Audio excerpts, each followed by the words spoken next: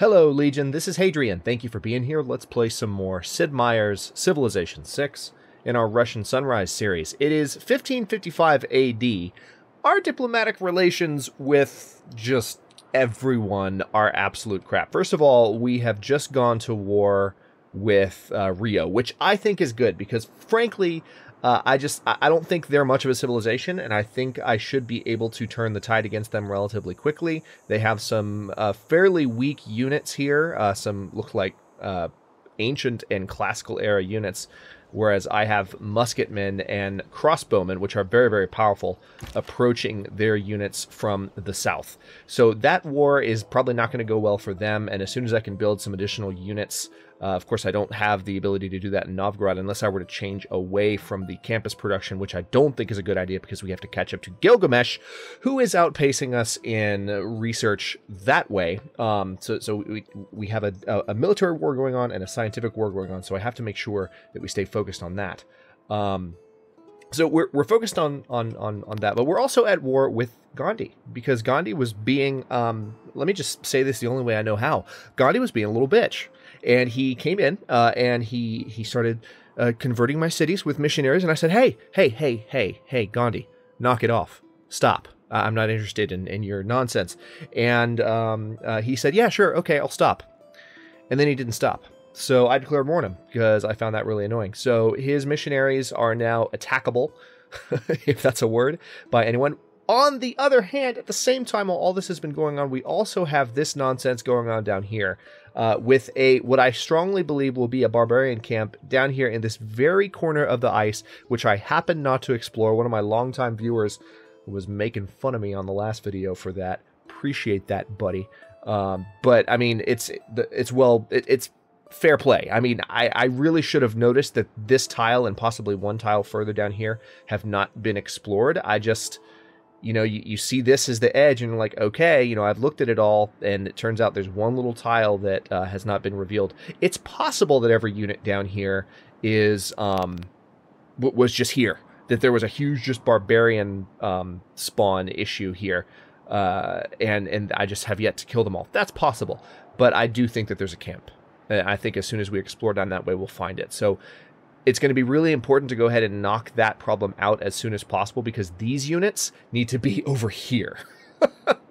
So our army is a little bit split right now. We have a lot going on. Also, just as a quick note before I really jump into the meat of this episode, purely technical note, but I had mentioned earlier in the series, I had complained a couple of times that my mouse seemed to be randomly clicking on things, and I've never had any issues with my mouse before, and I was like, it seems strange to me, and Civ is the only game where it's happening, so I don't think it's my mouse, but somehow I keep issuing attack orders by accident. Turns out it was due, as I had speculated, to the key bindings that I had changed. I, of course, set up via some instructions on the Civ subreddit.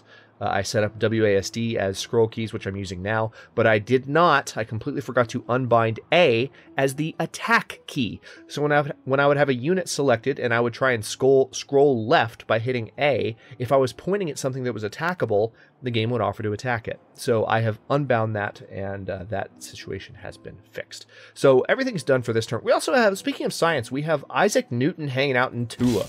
So I've got to do something with him in the next turn. So he's got one action left, but we need to go to the next turn to see what his capabilities might be. He's our great scientist. Want to make sure we make thorough use of him. All right, so it looks like Brazil was like, oh, maybe we shouldn't attack Russia. They just backed the hell off, which I find hilarious. Hey, we've got another great person. Great writer. Excellent. Oh, we got Jane Austen. Oh, that's wonderful. She's actually one of my favorite authors. So we can recruit Jane Austen. That's very good. Now, Isaac Newton. What? Wake up. Instantly builds a university and library. Oh, I'm a doofus. Okay. So I sent him here maybe because it wouldn't have been as productive to build, to use him here. And maybe I just forgot about him, frankly. But we're going to go ahead and use him. Because, well, you know what we could do? Hang on. Because I don't want to put it off too much longer, though. I really feel like we could use the science now. There's a bit of a trade-off happening, okay? So we're building a new campus district in Novgorod, so we could send Isaac Newton in 15 turns to Novgorod and get an instant library and university without having to build anything there. And that's good. That would be a win. But, okay, I need to fortify. Oh, wait, actually, upgrade that unit to a musketman. Now these guys stand no chance. So we could do that. We could send him up to Novgorod in 15 turns, but that would be 15 turns of lost science points from my universities because, as you might have noticed, Isaac Newton has just... what was his ability? Wake up. Instantly builds a university and library, and universities, every university, not just this one that he's going to build, provides +2 science. So I think I'm going to go ahead and use him. I do, because I would rather have the extra science now to give us more of an opportunity to catch up. So right now we have 83.4 science per turn. Let's see how much this helps. Great person activated. Goodbye, Isaac. There we go. 93.9 science per turn. That was a nice, more than 10% boost from using Isaac Newton. And here's our great author. Let's see where I need to send her. Okay, I don't have any buildings yet where I can do anything with Jane. That's frustrating. I also don't have any buildings where I can do, where I can do anything with Johann Sebastian Bach. So that's unfortunate. Hang on, who can I attack? Let's go ahead and annihilate this catapult, or do some damage to it. Because I don't want them to be able to do any range damage to my cities. We'll move this musketman into place. I think I can attack this catapult twice with this crossbowman unit, so this crossbowman is officially dead. Bye-bye. Oh, I love that high-level archery unit. Crossbowman unit, whatever you want to call it. It's fantastic. I love it. So, unit needs orders. Builder, what were you doing? Oh, yeah, I was calling you away, wasn't I? I guess you can come down here and build a few more farms for St. Petersburg.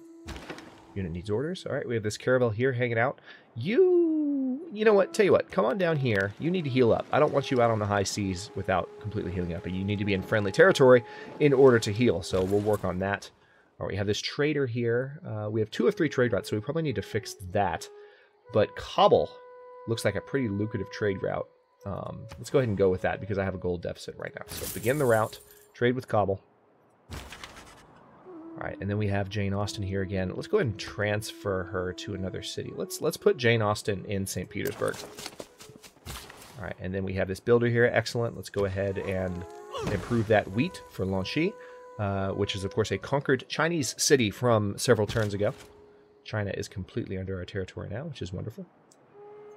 I'm going to keep bringing these units down here to finish off these barbarians. Now that I have a musketman in the area, I am very, very encouraged, and I think that will probably go pretty well. So one thing I want to try and be better about each turn is I'm very bad about kind of letting Civ... It's not that I haven't played Civ a ton. I have. But I tend to be pretty bad, and I'm noticing this about letting the game kind of hold my hand. And once I feel like it says next turn, I'm like, okay, I've done all I can. And that's how I forget about units like Isaac Newton. Because I'm like, okay, well, that's everything I've got to do this turn. But if I've got a unit sleeping, if I don't actually look around and take a look at what's going on and digest each turn, I think, number one, I miss things. And number two, it might be less interesting for you as a viewer. And I don't want that. So, yeah, I'm going to try in the future to have that not be an issue. I'm going to go ahead and bring this catapult up from Xi'an. It's going to take a while. But anyway, so we have some units that we need to take care of here. But let's go ahead and go to the next turn so we can focus on this barbarian fight. I'm looking forward to seeing what these musketmen do to these crossbowmen. Crossbowmen might do some damage here. Crossbowmen are not weak, and I only have 2 musketmen here, so this could be painful to watch. But at the same time, they're musketmen, right? They're powerful, so they can take a lot of damage, even from crossbowmen, and generally be okay. So I could have a major victory right now if I went ahead and finished them off. I'm not going to do that. I am just going to move them here and fortify while my pikemen get closer, and we're also going to move our crossbowmen further down. I actually think I might move my crossbowmen over here to take care of the swordsmen, because they'll be more than powerful enough to fight off the swordsmen. That way they can defend against this encroachment, so nothing gets pillaged. Choose production. Tula. What do I need from you, Tula? An aqueduct would probably be good, but a market would probably be better to help with our gold issues, because we are not in the best position gold-wise. But even better than that would probably be a trader, first and foremost. So let's go ahead and do that. I have a new envoy. Ooh, 2 envoys to choose from.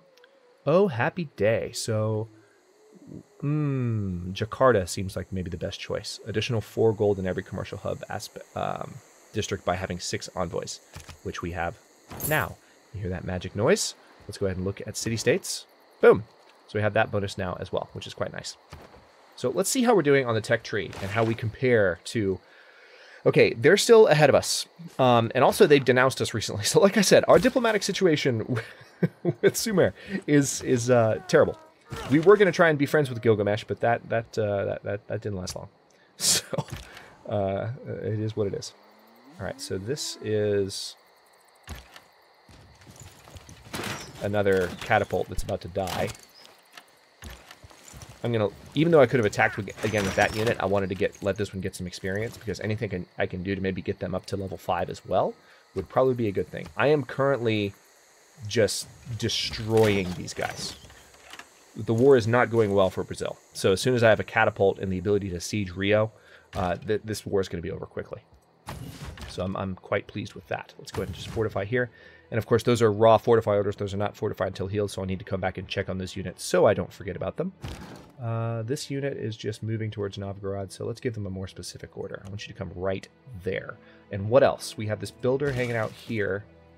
Ooh, extra production. Absolutely. So we're going to go ahead and build a lumber mill there. And then this trader... Yeah, I'm just trying to do a better job about going out and actually looking at the different units in the area. Which I feel like I've mostly done now that Isaac has been used in Tula. He really was hiding from me for a while there, because I put him to sleep accidentally, my bad, and that just was the end of it.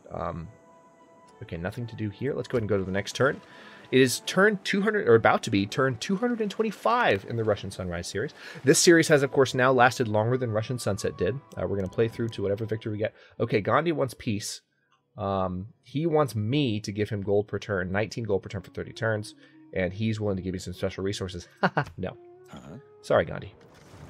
You need to stop converting my cities. And you also need to keep your promises. That would be helpful, Gandhi, if you could actually keep your promises. All right, so Musket under attack again. Unfortunately, the fortification didn't do much there to protect them. I might actually move them back so that they don't die and let them heal up for a bit. Claims that cannot be tested, assertions immune to disproof, are veridically worthless, whatever value they may have in inspiring us or exciting our sense of wonder. Carl F. and Sagan. I love, again, just the quotes they have in this game. So I know it's kind of anticlimactic, but I want to move this unit back to Moscow to preserve his life, heal him up, and get in a better position to do some damage. Meanwhile, this unit's coming down here to do some damage of its own, which is great. We're going to move into the zone of control of this scout, which should hopefully help us finish him off in the next turn. As you might have seen, we just entered the industrial era as Russia, so our roads are upgraded. We now have industrial class roads. Units will be faster. Let's go ahead and build this lumber mill so we have extra production in St. Petersburg. Looks like we have some additional combat options. I will move this unit one tile farther. Let's go ahead and tear these guys a new one. This is what you get for declaring war on me. I can... Oh, good. Promotion available. Let's go ahead and give them plus 10 combat strength when occupying a district or fort. Or should we have them... Nah. I want to give them that extra combat strength. I want them to be super powerful. Even though it's not in every situation, that is a good thing. All right. Ballistics would probably also be good because field cannon. But also siege tactics, forts.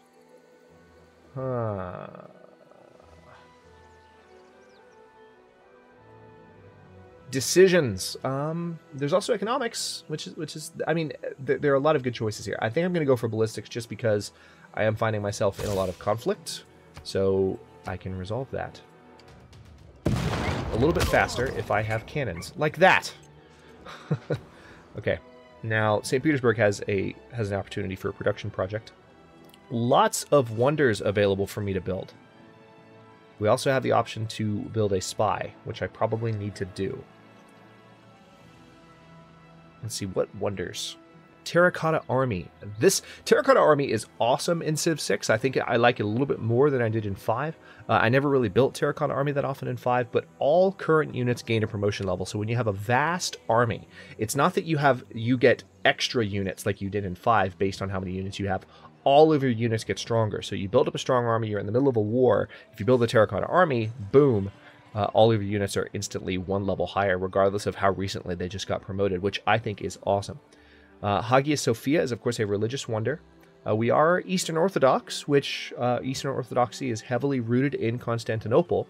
So the Hagia Sophia would be an appropriate wonder for the Russians to build, even though it's not in Russia per se. It's actually now in Turkey. But it was in Constantinople when it was first built, which is, of course, now Istanbul. Let's... hang on.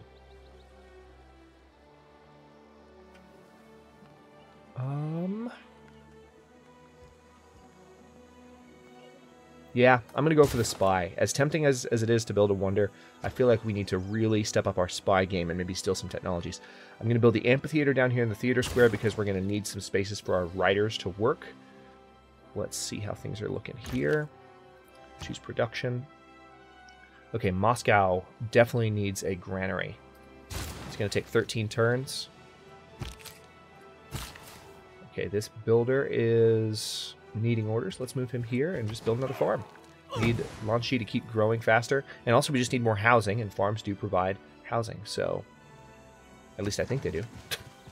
I'll have to double check that, but I'm pretty sure they provide housing. I don't have an issue in any of my other cities with housing or amenities, but Lanchi does have a housing issue. Let's have a closer look at it, shall we, while the turn is cycling here. Oh, wait, the turn's not cycling. What's happening? Oh, hey, you've arrived home. Good. Rest and repair. All right, so, well, the turn's not cycling, but let's take a second to look again at Lanchi. So, 9 housing for 8 citizens. Yeah, we definitely still need improvements. Farm, fishing boats, pasture, plantation, and camp. Okay, I was right. I mean, I was fairly certain. I just hadn't seen it in a while. Hadn't seen it in an actual tooltip. All right, now the turn is actually cycling. Catapults are taking aim at my musketmen. Didn't even do any damage, which I find hilarious. More catapults taking aim at my musketmen. Give them combat experience, guys. Great. Keep it up. Make them stronger by attacking. I love it. You are only helping me at this point. Oh, good. They have an apostle right next to me as well, so I can eliminate them quickly using this unit here. Okay, so we are almost back to our turn, I believe. We're in the city-state turn now. Should see... It's 1570 AD, or about to be 1575, maybe? Okay, that's not surprising. Crossbowmen after my pikemen. So city-states and then barbarians, apparently, is the turn order. And there we go. So let's go ahead and take a shot at these guys. Scout moved off. We're going to move our crossbowmen down here. There it is. There it is. Our hunch was correct. So, you know what? I was going to use the crossbowman over here, wasn't I? I just completely spaced for a second there. But this unit needs to heal. This unit might actually be in danger next turn. I might lose these pikemen. Unless I did something with my musketmen. But I don't think that's the smart thing to do. So yeah, it's a very frustrating situation with the barbarians, but you know, my mistake. It really just comes down to the fact that I didn't spot that that tile previously. All right, let's attack in Novgorod. We're going to go ahead and attack the. Excellent. All right, so we've done some damage to that catapult. We also need to do some damage. All right, so much for Hinduism in this region. Let's now fire on these units. Getting some excellent combat experience from this, despite the fact that we are just obliterating them. Alright, we'll move that unit into Novgorod. And can you still fire? Oh my gosh, they can! Excellent! Alright, so much for that catapult then. That is wonderful. What a powerful unit. Now, I could march these musketmen in right now and do more damage. Let's go ahead and do it. I don't think Rio's going to be able to do much damage. We're going to go ahead and annihilate these guys. Okay, not quite annihilation, unfortunately. But we got a promotion from it, so that worked out. Let's go to the next turn.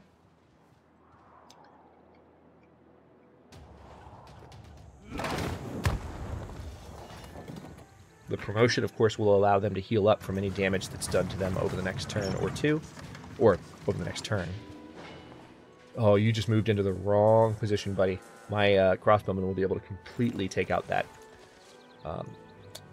that catapult in the next turn. So yeah, this is an issue with early Civ 6. The AI is not always very good at upgrading all their units, and you can see... Okay. Yep. Yeah. I had a feeling that was going to happen. But we now have this guy in position. Alright, let's go ahead and grant this promotion. Plus 10 combat strength when fighting in a district. Yep, we're going to go ahead and add that. Now, you need to attack. Excellent. All right, that spearman is gone.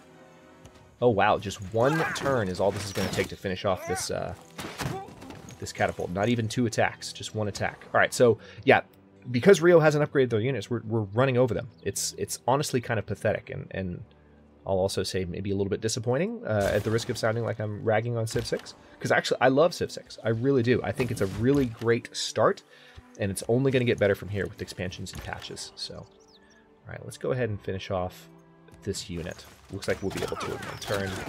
Wonderful. All right, that crossbowman's gone. This musketman... Okay, we have another barbarian. You gotta be freaking kidding me. I probably saw that last episode and just got annoyed about it and forgot. But yeah, we have another encampment over there, which is problematic. Let's go ahead and bring these musketmen out to chase these scouts down. And it's 1580 AD. Anything with Michelangelo here? Can we do anything with you? Nope, not yet. Nothing with Jane Austen either, but we'll keep an eye on that. We don't have any builders in the area. Pretty soon we might be able to buy one. What's the buy? How much does it cost to buy something? Or buy a builder? Ooh, 440 gold now. Good lord. Okay. All right, we have 2 swordsmen near Smolensk, and that's annoying, but we will be able to deal with that pretty soon. No. You don't get peace, Gandhi. You do not get peace. All right, so these guys are about to get just torn a new one by my musketmen. It's not going to be pretty. Candy has made peace with Gandhi. Choose production. Smolensk. Build a unit. Kill these guys. No, actually, let's go ahead and go for... You got that holy district. Let's go ahead and go for the shrine at Smolensk. And let's move this unit up. Alright, now let's move this unit here. Not able to fire on anything, but you should be able to fire on things. Go for it. Bye-bye. Excellent. Your knowledge of square rigging has advanced considerably because we were successful with musketmen. All right, so we got a nice eureka there for square rigging. Not bad at all.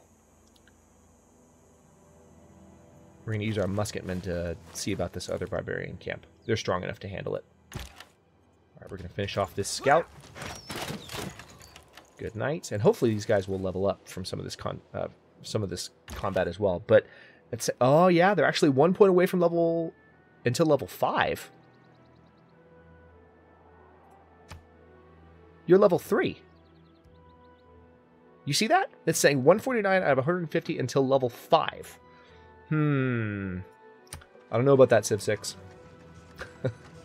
Here I am dogging on the game again. The game's great. It's just, you know, it's that first iteration. There's always going to be some bumps on the road.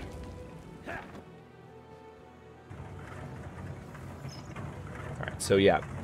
I've got Rio completely on the defensive. Everything they're throwing at me is just generally not working. The fact that I will be able to attack from this district is incredibly bad news for Rio because I just gave... I don't like to commit myself about heaven and hell. You see, I have friends in both places. Excellent. Because, of course, I just gave that promotion to this unit, which will allow them to do a lot more damage in districts, which will translate to damage against Rio de Janeiro. And they have a settler in Rio, which means I will get to capture Rio and then found an additional city in this area to help me compete even more with Gilgamesh. So great news.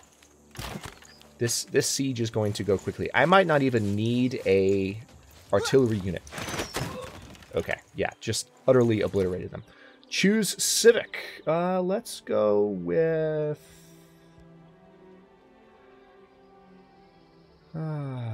actually, hang on. No, I don't really need an extra Casus Belli, so never mind with that. The Bolshoi Theater would be an additional wonder. I feel like that would be a good thing for some of the current great people that I have. Let's go ahead and move towards opera and ballet. New government is available. So we're currently a monarchy. We could now become a theocracy if we wanted to. Let's look at our current government. So our legacy bonuses, we have extra influence points and lots of extra experience for combat units from oligarchy, and that's showing. It's a wonderful, wonderful thing.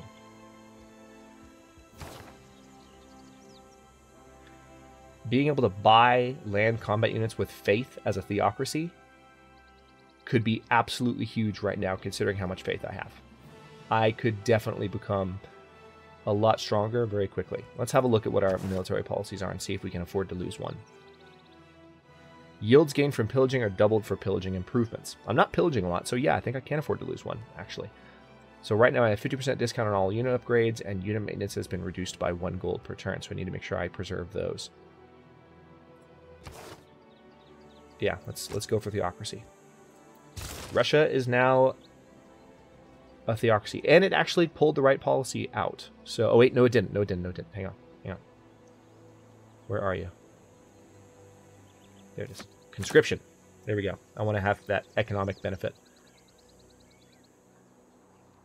Wars of religion could also be handy if I didn't mind the cheaper upgrades. I mean, at this point I'm not doing that many upgrades, so maybe go ahead and go for that. Yeah, let's do it. Wars of religion. Awesome. And now we have room for an extra economic policy. So let's go ahead and move this into our economic policies. So we have that. Now we can pick any policy we want. So actually we could go with the discount on unit upgrades.